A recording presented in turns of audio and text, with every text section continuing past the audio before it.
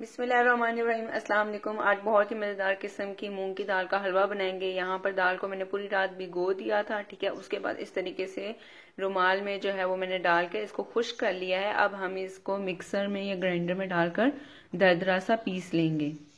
यहाँ पर जो है ना मैंने मूंग की दाल जो है वो पीस लिए। इस तरीके से जो है ये आपकी दरदरी सी पीसी जाएगी, ठीक है। ये तकरीबन 1.5 कप बनता है। अब यहाँ पर मैंने कढ़ाई ले ली है, उसमें जो है हम 1.5 कप जो है वो देसी घी डालेंगे, ठीक है। मेजरमेंट का आपने खास ख्याल रखना है।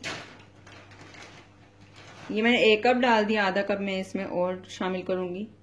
घी जो है वो गर्म हो गया है। अब मूंग की दाल है तो उसकी स्मेल खत्म करने के लिए यहाँ से मैं 2 से 3 इलायची उसको मैंने कूट लिया। आप चाहें तो साबुत भी डाल सकते हैं। इसको इसमें शामिल करेंगे और साथ में ये जो मैंने दाल पीस के रखी हुई थी, ठीक है, इसको जो है वो हम शामिल करेंगे। बिस्मिल्लाहिर्रहमानिर्रहीम, बहुत ही एहतियात के साथ। और इसको हम हल्की आंच पे जो है वो भून लेंगे अच्छे से।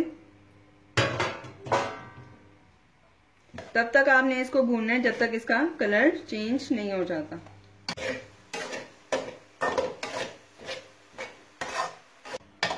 ये देखें कितना अच्छा कलर जो है वो आ गया है हलवे के ऊपर, ठीक है। इतना आपने इसको जो है वो भून लेना अच्छे तरीके से। अब आपने आंच जो है बिल्कुल ही तकरीबन आपने लो कर देनी, क्योंकि अब हम दूध में डालेंगे इसमें और ये मलाई वाला दूध है, ठीक है।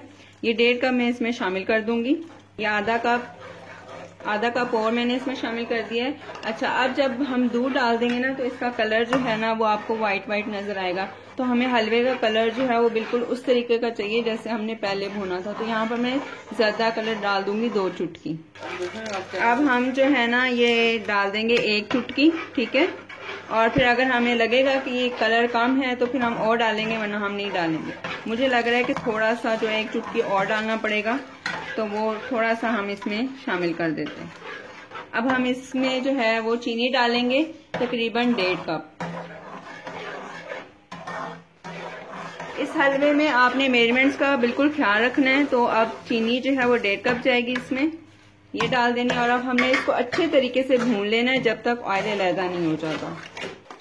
ये देखिए हलवा जो है ना इकट्ठा होना शुरू हो गया एक जगह पे, ठीक है। जब ये इस तरीके से हो तो इसका मतलब ये तैयार होने वाला है। लेकिन 5 मिनट और हम इसको भूनेंगे और इसके आपके साथ इसकी फाइनल लुक शेयर करते हैं। लेकिन इस स्टेज पे जो है वो मैंने यहाँ पर कद्दूकश किया हुआ जो है वो थोड़ा सा जो है वो हम बादाम शामिल करेंगे, बारी बारी कटा हुआ, और बाकी बादाम मैं बचा लूंगी। और यहाँ पर मैंने जो है ना कोकोनट जो है वो लिया, पाउडर ले लें या वैसे कद्दूकश कर लें, मैंने घर में किया है। ये हम डाल देंगे, इसका टेस्ट बहुत ज्यादा अच्छा आता है, ठीक है, हलवे में। और उसके बाद ये सोगी है, ठीक है, इसको मैंने भिगो के रख दिया था। ये जो है वो मैं सारी इसमें शामिल करूंगी और 5 मिनट इसको हम अच्छे तरीके से भून लेंगे और आपके साथ फाइनल लुक शेयर करते हैं।